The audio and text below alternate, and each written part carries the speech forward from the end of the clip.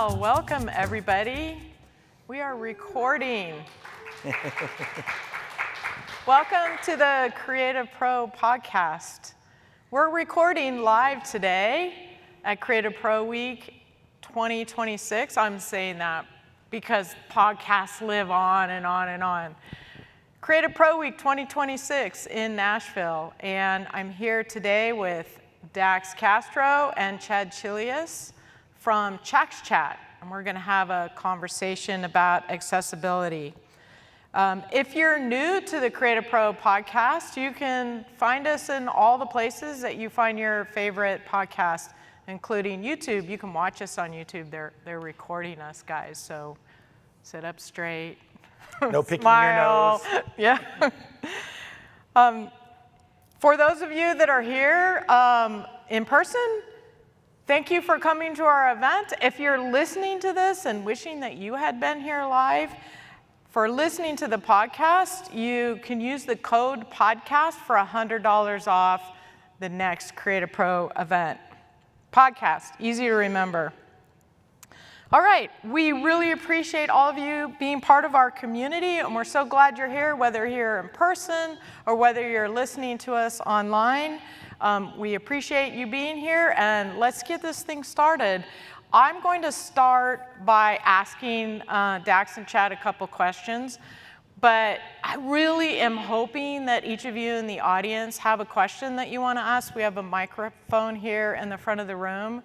Come up to the microphone and I'll give you an opportunity to ask your questions. I'm hoping that you make my job really easy today and you ask all the questions and I can just enjoy listening to their answers. But to start things off, let me introduce both Dax Castro and Chad Chilius.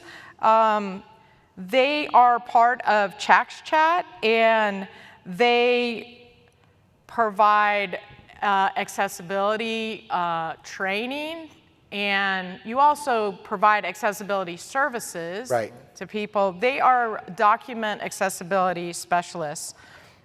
Wizards, as it were, yes. right? Accessibility wizards. I have here in my notes that Dax is a trainer, accessibility trainer, consultant, and speaker with deep expertise in PDF accessibility for Adobe workflows and also assistive technology. And Dax, you have a gift for making accessibility feel practical and doable. I try to make it easy. I try to make it relatable and easier to understand. It's a complex topic, and it's like saying I want to be a car mechanic, right? Okay, transmission, engine, electrical. So I try to break it apart and make it easy. A few fun facts about Dax. This is his 8th time speaking at Creative Pro Week. And maybe lesser known about Dax, he's also an astrophotographer and captures amazing images. So follow him on Instagram to see his incredible work. Oh, and you're a farmer too. Do you still have a farm? Yeah, we have alpaca and chickens and rabbits. We have koi that I flew to Japan and was able to get. We've got a desert tortoise. My wife's getting a bearded dragon coming up, so that's our newest That's so adventure. cool. Do you ever sleep, Dax? For about 4 hours is about all I get in a day. So. Many of you may already know Chad Chilius. He has been part of the Creative Pro community probably longer than I have, as long as I can remember. You have spoken at all 10 Creative Pro Weeks, I believe, right, Chad? I think so. That's something exciting. 10 years. 10 of them, That's incredible. Chad also has training on LinkedIn Learning, and he has a lot of videos on the Creative Pro YouTube channel as well.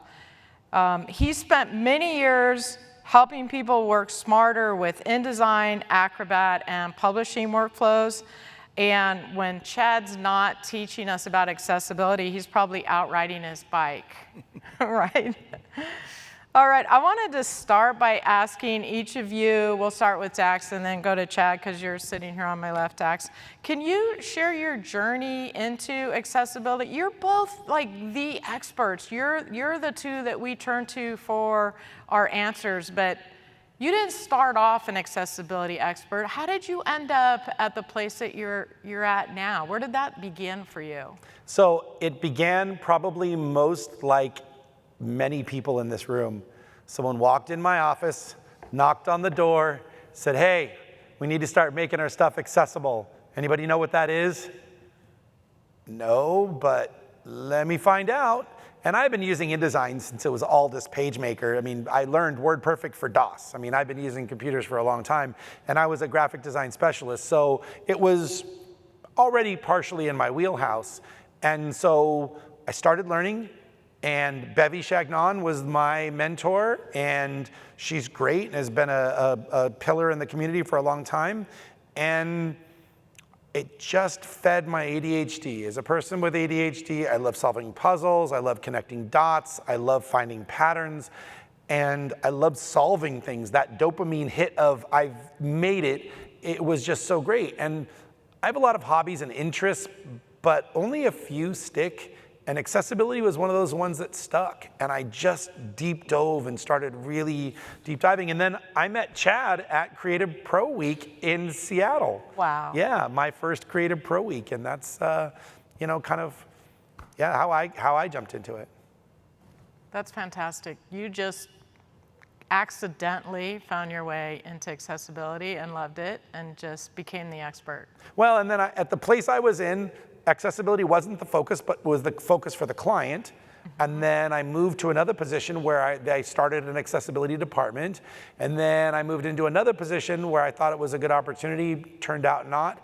And Chad and I were actually at that same company together, and we both left at the same time. And Chad looked at me and I looked at him and said, what are you gonna do? And we kind of went, well, we're doing the podcast already. Do you wanna plant a flag? And we planted a flag, and that's how CHACS, Chad and Dax, CHACS Training and Consulting was born. Fantastic.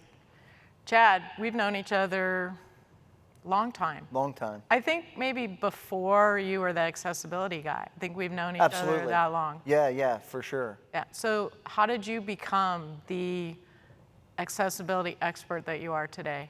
What was that journey like for you? Yeah, so I've told this story before, and so I've been speaking at conferences for a long time. I mean, I think I started in the a long time ago. I think late 90s I started speaking at conferences. You're not that old. Am I? I know, I'm not that old. Anyway, I was speaking at a conference in Orlando, Florida. I think it was called the Create Conference, CRE, the number 8, I think is what it was called. Anyway, I was speaking at this conference in Orlando, Florida, and you know, we don't always get to pick the topics that we want to speak about, right? True. And so I think I was given this topic.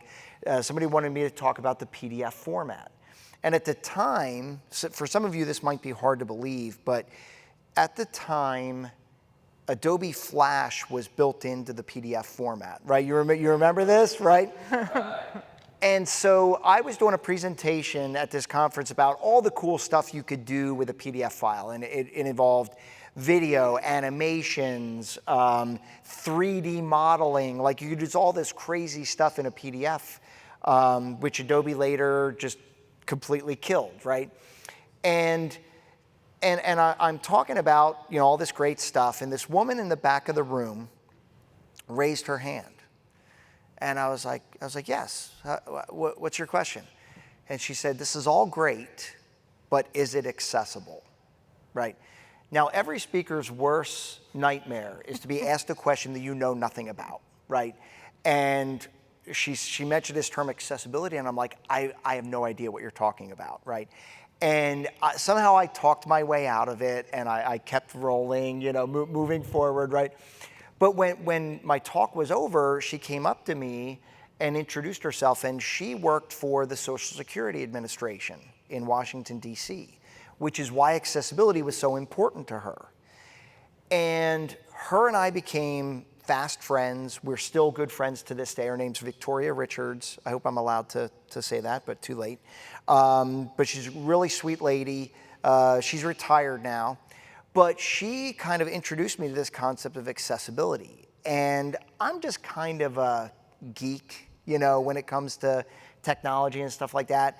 And to like learn that there was this underlying tag structure in a PDF file that could be utilized to help people with disabilities consume that content was fascinating to me, right? I was like, that is crazy, that's amazing, right? And so she kind of taught me some stuff back then, and you guys can be thankful about this. At that point in time, the way we made PDF files accessible in InDesign was to tag them using XML tags. So you're welcome, everybody. you can thank me now. And it was tough. Like, you think it's hard now? It was really tough using XML tags. But again, I'm just kind of a bit of a geek, and I geeked out about it, and I started learning, and I just ran with it. And over time, all of a sudden I started getting phone calls because my primary business was training, typically on graphic design applications, InDesign, Illustrator, Photoshop, all that great stuff. And people started saying, hey, can you teach me how to create accessible PDFs? And I was like, maybe there's something here, you know? And so again, I started building up my knowledge, I started learning more and more, and I started going out and doing training, you know, on this topic. And from there, you know, and at that time I was independent, I was self-employed. And again, so that kind of goes into when Dax and I met at one of the Creative Pro conferences, the one in Seattle.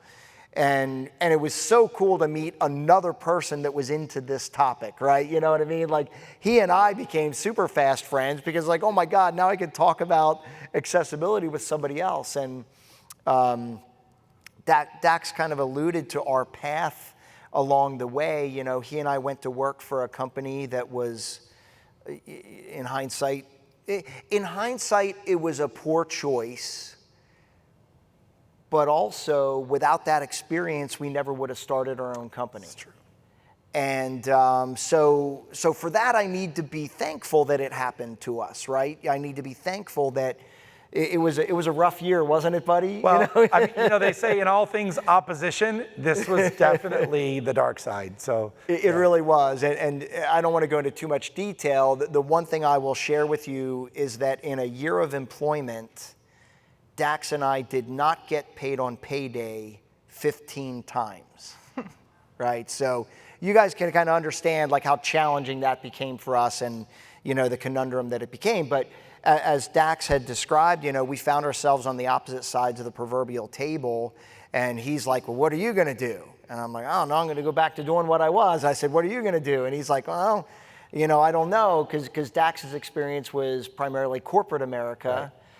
Where like mine was more, you know, independent. And so when we decided to start our own company, it was a gamble, wasn't it? Right? Yeah, there was a month where I'm like, hey, Chad, I got to pay my mortgage. Do you think you could help a brother out? And so, but a year later, we were $500,000 in the positive and doing well. You know, it's funny you mentioned InDesign and XML. If you go into InDesign right now, and occasionally this happens, somebody's like, oh, I know accessibility. I go into InDesign and I go to tags and this little window pops up and I start doing all this stuff. That's XML. Yeah. And it marks up your document with all these colors around certain pieces of text.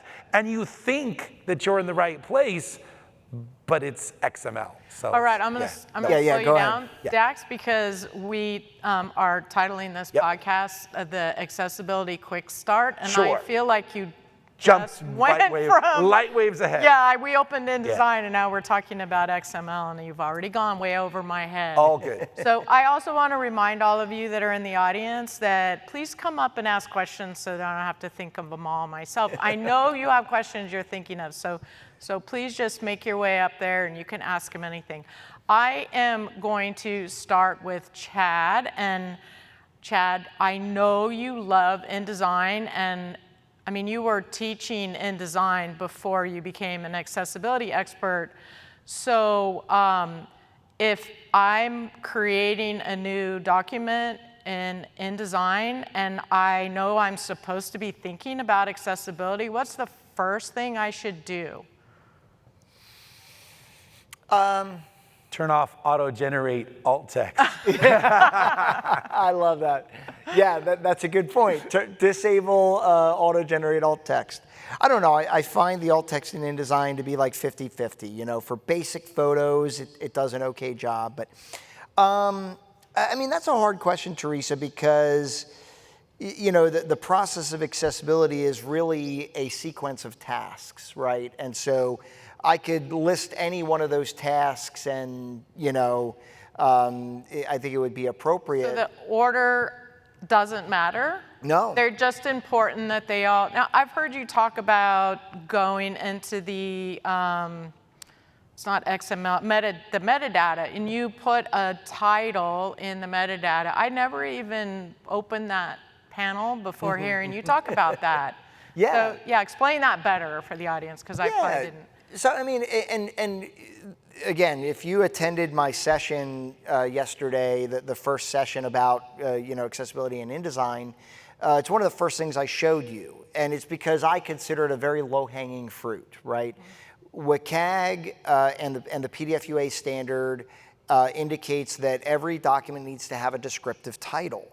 And the fundamental reason behind that is that if we relied on our file names to accurately describe what our document is about, we would all fail miserably, right? You know, I know in a previous life at our job, every file we created was named the job number. So certainly that means nothing to everybody but our company. I have a lot of files named TJ. TJ? TJ. Teresa Jackson. Oh, got it, got it, yeah. So yeah, the document title, like as simple and as easy as it sounds, it's quite important, right? So what happens when you put the document title in there? Where does that end up? So when you do that, when you export to the PDF format, all of the metadata that you put in, not all, but most of the metadata you put in that file info gets passed on to the PDF. Mm-hmm. And there is an additional setting that you need to choose, but when you export to the PDF format, you can tell it that when the PDF file opens, display that document title instead of the file name. Ah. And when that title is displayed, all somebody has to do is open that document. Even for a sighted user, when they open that document, they're going to see the title up there instead of the file name. And for somebody using assistive technology, when they read that document using assistive technology, it's going to read the title describing what the document's about. So I understand how to do that now in InDesign because I learned it from you. I reviewed all of the handouts for the Creative Pro Week and for this conference, and some of the handouts were created in PowerPoint by the speakers, and some of them were created in InDesign, and I noticed that every handout PDF that I opened that had been exported from PowerPoint, the title said PowerPoint presentation, not the title of the file. So Dax, can you tell us how to, I found the info panel and fixed it there, but how can you do that in PowerPoint? Is there a way to do that? Well, I'll go one better for you. Every one of the handouts that were created that were done in PowerPoint also say that Nolan Hames was the author. That's right, they do, because Nolan Hames created the template. The original template. It shows that. Yeah, so just like in InDesign, if you go to File and Info or Options if you're on a Mac, then you'll go into the file properties and you'll see there's a title there. And if you ever use ChatGPT and you download a document like in Word, that title is always Python something or other as the title because that's just the way it's exported. But the title is there and then the author is there. So as an organization, you should get used to removing the author and putting your company name as the author, because as Chad mentioned, the title, that's searchable by Google, it's indexed by Google, but also the author is indexed by Google. And I have looked online to try to hunt down the author of certain documents, and I'll find them on LinkedIn and be like, hey, you presented this report 2 weeks ago and it's not accessible, can I help you make it more accessible? And like, well, first of all, who are you and why are you contacting me? And second of all, I haven't worked for that company for like 9 years. So, and it's because they used a document where that person's author name was in it. Well, and it's worth mentioning, like the Microsoft 365 apps, right? So PowerPoint, Word, Excel. You personally become the author of every document you create, right? So like if you ever do the thing where you Google your name, there's a good chance that your company documents are going to pop up because your name was carried over to that metadata when the PDF file was created. So I think it's a good habit, even accessibility out of the picture, it's a good habit to remember that and go in to the file info and change the author for all of those documents. Is the author name read by assistive technology? No. No, okay. But it is discoverable by search engines, so it is definitely out there. So, well, you know, we were talking about the steps, and Chad and I are a little different in that way, and I have a very specific thing, the way that I go. But that's the way your brain works. You're gonna Yeah. you're gonna follow things in an order. Yeah. You had a fantastic post on LinkedIn yesterday. Oh, thanks. Everybody should follow Dax on LinkedIn, and he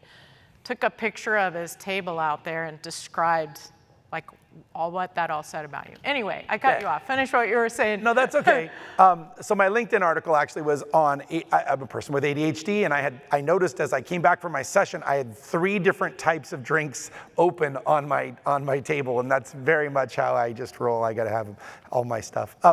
But in InDesign, I typically either set up my color palette first or my heading structure first. I do one of those 2 things. And then so I make sure my color palette that I'm gonna start with is color contrast compliant. Of course it shifts as you develop but you gotta start somewhere. And then I make sure that my heading structure is set, and then I map that heading structure to accessible heading levels inside InDesign so that it's exported to the PDF. Can you describe to the audience that, because we're not showing any visuals Sure. for this, can you just walk us through where you apply the tag Yeah. for a heading? Sure. So if you create a style, a paragraph style, you can't do it to a character style. Adobe, if you're listening, that's a bad thing. Make it so we can attach a accessibility tag to a character style. Anyway, double click on your paragraph style. And when that dialog box pops open, at the very bottom, there's an export field, an export tags, and it's a drop-down menu. And in that drop-down menu, it says H1, H2, H3. Never pick H. There's a long story. If you want to know about it, come find me on social media or send me a message, but never pick H. H is not a valid tag that's going to work for you. H1 through 6 is your tag structure. They've now included artifact as a tag. So if you're one of those people that says this page intentionally left blank, that artifact tag is for you.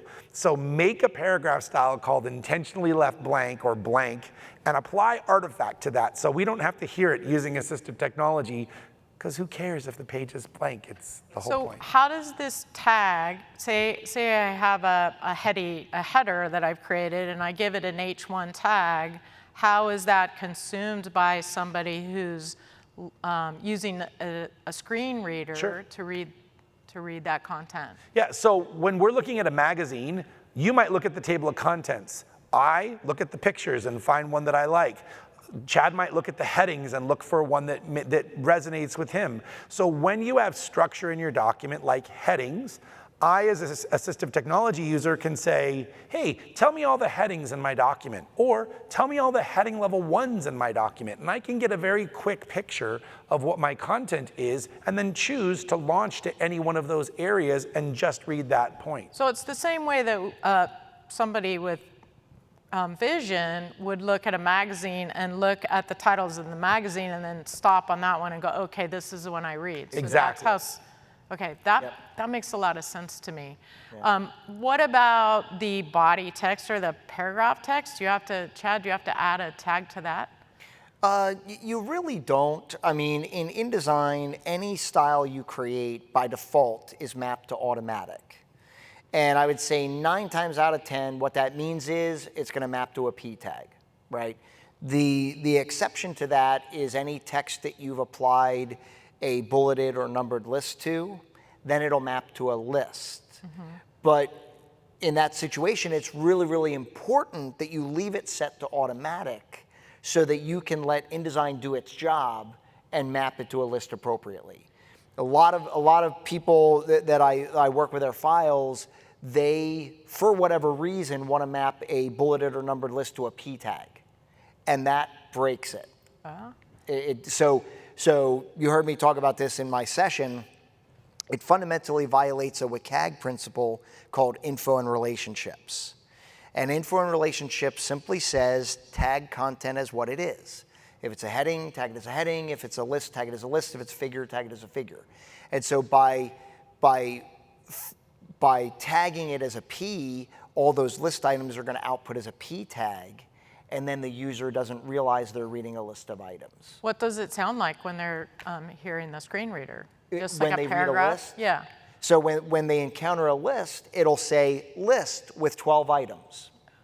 And then the user knows what they're getting into, and they could choose to either proceed and read all 12 items, or they could say skip over it and read the next thing that comes after it, right? But if you tag it as a P tag, it doesn't say that. Yeah. And you just hear bullet, John, bullet, Mary, bullet, and you're like, okay, how many of these are there? So that's why it's really beneficial to use the list tools inside the programs you're using, Word, PowerPoint, InDesign, because they do encode the content correctly and give the user options. So I'll give you guys a quick example. One of my clients, they're famous for, at the end of their document, they'll put a list of all the zip codes that they service, right? And it's somewhere around 200 zip codes, right? So like if I would tag them as P tags, I got to go through them one by one, right? Having no idea where it ends. Exactly. And so what I do is I do a little bit of trickery. I create what I call a micro bullet that is 0.1 points big, and it's white. And I apply all those bullets to the zip codes. You never see it, but now when they hit those zip codes, it says list with 200 items. And now the user has an opportunity to choose, do I want to read 200 items or I just want to move on to the next thing? 200 zip codes. Yes. Yeah. What's interesting about that is Chad brought up a very good point. He left the bullet there and didn't artifact the bullet. Well, first of all, you can't artifact the bullet inside InDesign, but you can do it inside a PDF. And often we run across documents where there's no bullet because they don't want to see it or hear it. They just artifact or mark it as decorative. The problem with that is that we encountered that JAWS and NVDA will not pause in between the list items and allow the user to click the down arrow to move to the next one. It just reads. And Like it just boom, boom, boom, boom, 200 boom, boom. zip codes, Yeah. like all at one shot. Yeah, Right. and you don't have the ability to stop. And if you press the up arrow to try to jog it to stop, it just keeps going. So that label, that bullet item, is an important feature for if you have a longer list. So you can hide it for the print version or the Yes, the visual. Yeah. So what are some other, you like to say, low-hanging fruit items for accessibility? If I'm brand new, I know that accessibility is important.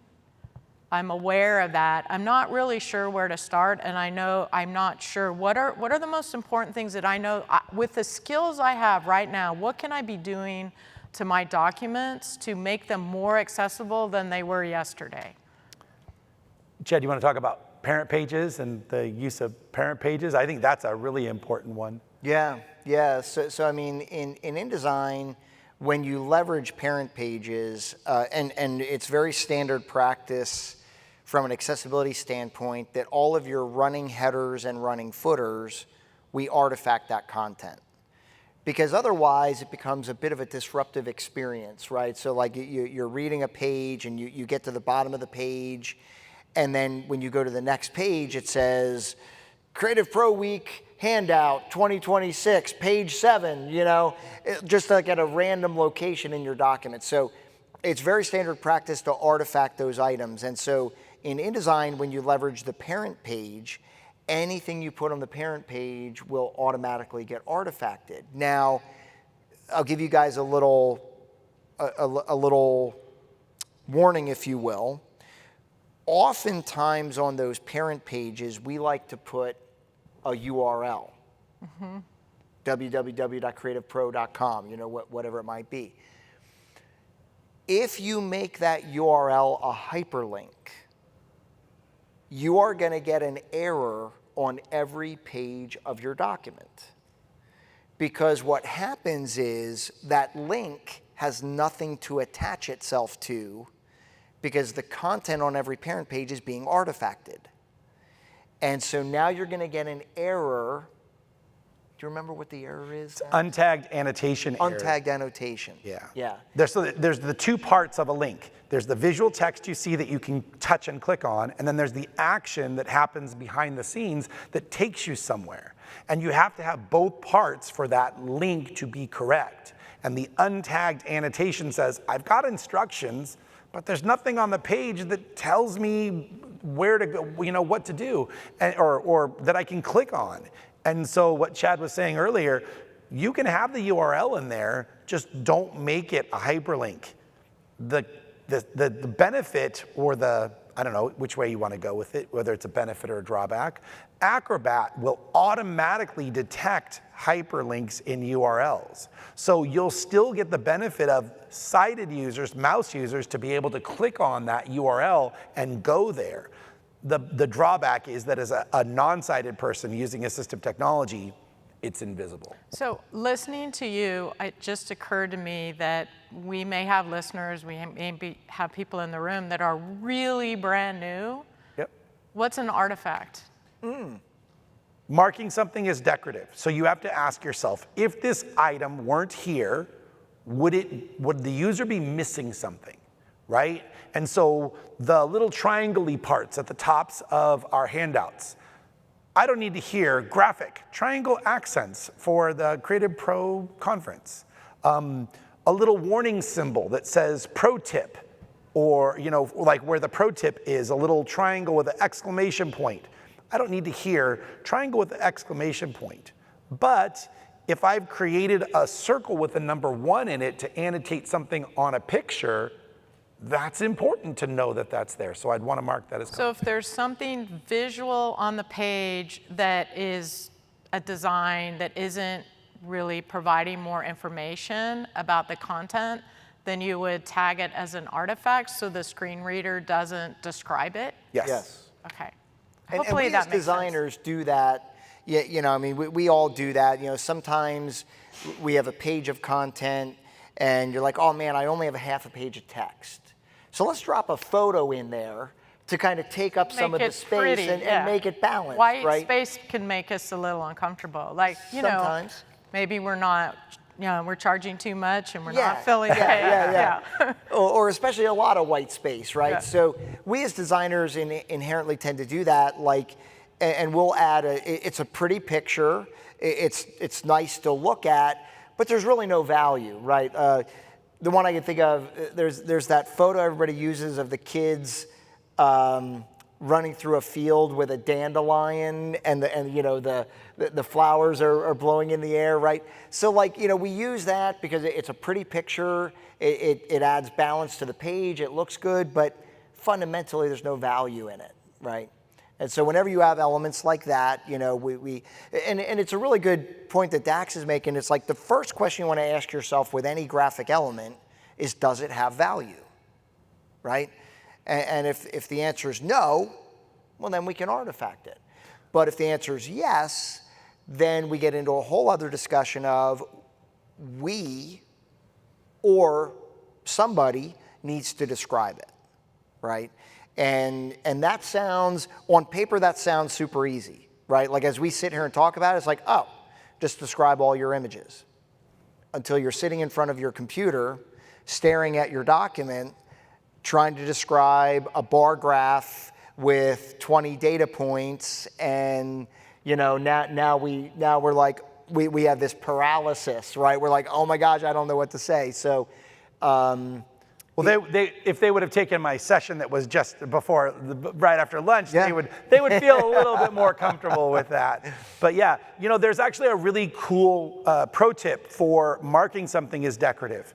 So you can create an object style that only has there is a way in the object's properties at the very bottom to do export tagging, and you can set that as artifact. And then I set up a shortcut key of Control-Alt-0 or Command-Alt-0, Command-Option or Command-Option-0. Command-Option-0, to apply that object style. So as you're designing and you want to mark something as decorative, you select it, Command-Option-0, boom, it's artifacted. Otherwise, you've got to right-click on it, go to Object Export Options, and then set it to an artifact. So it's a really quick way to just iterate through. That's a great tip. Or you could just not include it in the articles panel. The problem with that, though, is you create untagged content unless you're using a plugin. So it doesn't get marked as an artifact, it just doesn't get tagged. And so for us, we comply with not just the Acrobat checker, but there's a checker called the PAC checker, which checks to a higher standard. And that higher standard says, look, everything has to have a designation. Either it's an artifact or it's tagged content and it's got a Let's slow you down again, Dax. Yep. Because you just know All so good. much. You're like, All whew. good. I can break it down. Let's talk about the checker inside of Acrobat. What does that do for us? And is it good enough? And is it, I don't know, maybe better than nothing? Or what, if I go in there and I run the accessibility checker inside of Acrobat, what's it telling me and what can I do about it? If this is nothing, the Acrobat checker is there. Okay, for those that are listening, Sorry. it was a very small incremental step above. Yes.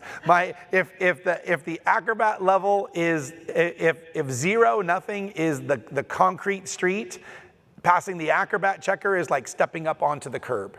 It is just, it does check for some certain things, but it doesn't ensure that your document is readable for the majority of people who use assistive technology. So Chad, instead of the PAC checker, or as an addition to the PAC checker, we like to use the PAC checker, right?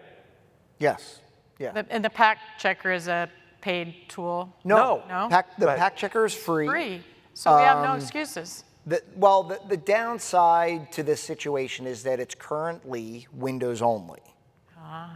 Did you hear that? Yes, I heard the whole room sigh. It was like a collective, sigh back there. It's currently Windows only. Between all of us here, they've been promising a Mac version for years. And I've heard that resurface recently where supposedly they're actually working on a Mac version. They also have an online version of the PAC checker that is browser-based. It is not as robust as the true PAC checker. It will check your document for compliance, but it won't really show you what the problems are. I'm going to go out on a limb here. There is another checker that has recently surfaced. It is called WCAG for PDF. And they have both a Windows and a Mac version of that product. Literally, they just LinkedIn messaged me today. Did they? Today. Did they? Yeah. Today. Yeah. So this is breaking news. Yeah. Well, I don't know. A couple weeks. Yeah, a couple weeks, maybe a couple of months. But it's a new product. It's also free, I believe. Yeah. It's an alternative, right, to the PAC checker. And there's other ways too, guys. Like you've heard Dax and I also recommend third-party products in the past. Common Look has a built-in validator. Common Look's Windows only. Common Look is Windows only. Grackle PDF has a built-in checker. It is also Windows only. PDFix has a built-in validator, and PDFix is the only one that is both Mac, Windows, and Linux, actually.